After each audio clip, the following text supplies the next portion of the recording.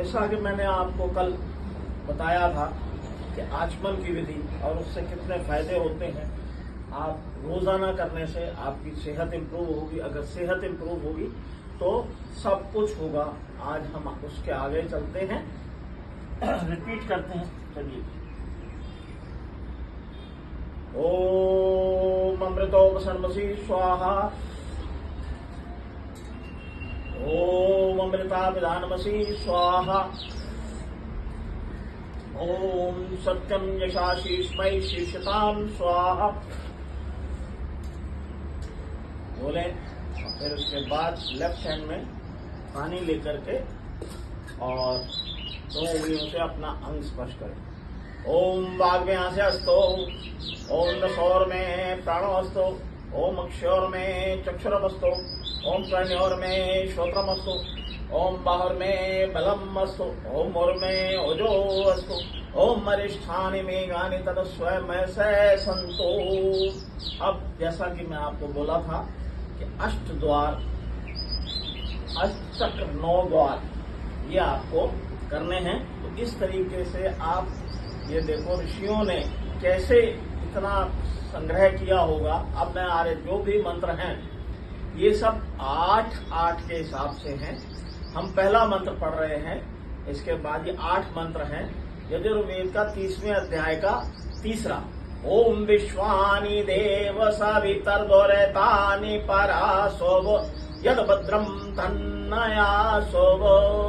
उसका मतलब क्या है? तू सर्वेश सुफल सकदाता, शुद्ध स्वरूप विधाता है। उसके कष्ट नष्ट हो जाते, शरण तेरी जो आता है। सारे दुर्गण दुर्व्यवसानों से हमको नाथ बचा लीजिए। मंगलमय गुण कर्म पदार्थ प्रेम सिंधु हमको दीजिए।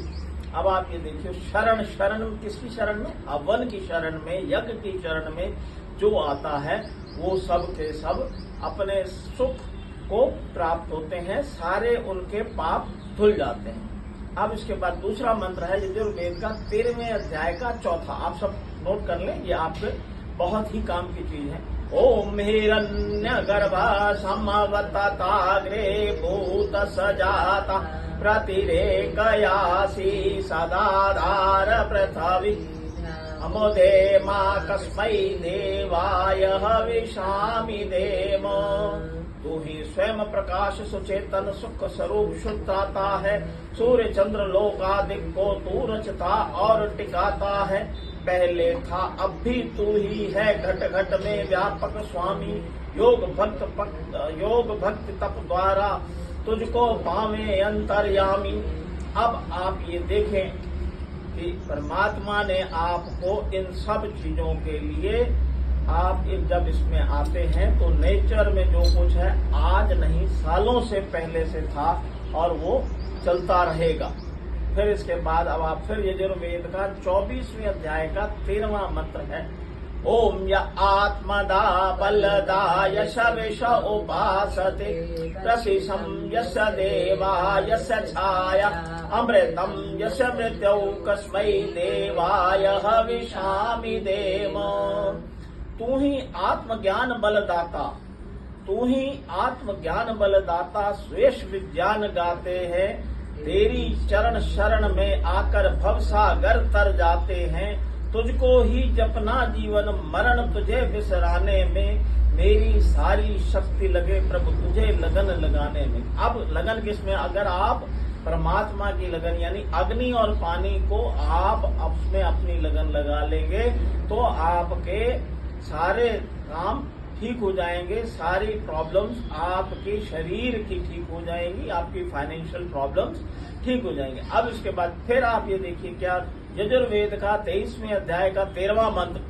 ओम य प्राणतो निमिषतो महित्वैन्द्राजा जगतो बभूव य ईशे असति पदश दुष्पदा कस्मै देवाय हविषामि देम। तूने अपनी अनुपम माया से जग ज्योत जगाई है। मनुष्य और पशुओं को रचकर निज महिमा प्रगटाई है। अपने हिम सिंहासन पे श्रद्धा से तुझे बिठाते हैं। भक्ति भाव लेख भेंट देकर शरण तुम्हारी आते हैं। इसका मतलब आप ये देखिए, जो कुछ है आपने सब कुछ रचाया, इंसान बनाए, फिर भगवान बनाया और फिर उसके बाद पशु बनाए और सारे प्रकृति मीन्स हरा, नदियां ये सब बनाई। इससे लेकर के अगर आप इनकी शरण में जाते हैं, अभी जो है उसको करते हैं। ओम ये न द्यौरुग्रा पृथ्वी च दृढ़ा ये न श्वास देवम ये न नाका यो अंतरिक्षे रजसो विमान कस्मै देवाय हविषामि देवो। तारे रविचंद्र आदि बनाकर निज प्रकाश चमकाया है, धरणी को धारण कर तूने कौशल अलख लखाया है। तू ही विश्व विधाता पोषक तेरा हम ध्यान करें, शुद्ध भाव से भगवान तेरा भजना अमृत पान करें। अब इसके बाद फिर आप ये देखिए ऋग्वेद का 10वें का 121 का 10वां मंत्र है। उसमें क्या है? ओम प्रजापते न त्वदेतान्यो विश्वा जातानि परितावभूव यत्कामास्ते जो मस्तन्नो वस्तु वयम श्याम पतयोराइनाम। तुझसे बड़ा न कोई जग में, सब में तू ही समाया है। जड़ चेतन सब तेरी रचना, तुझ में आश्रय पाया है। हे सर्व प्रिय भगव विश्व का तूने साज सजाया है। धन दौलत भरपूर दीजिए यही भक्त को पाया है। अब इसके बाद फिर 2 मंत्र हैं और उसका फिर मैं आपको एक सार फिर समझा दूंगा। यजुर्वेद का 32वें अध्याय का 10वां मंत्र है। ओम सनो बंधुर्जनिता सविधाता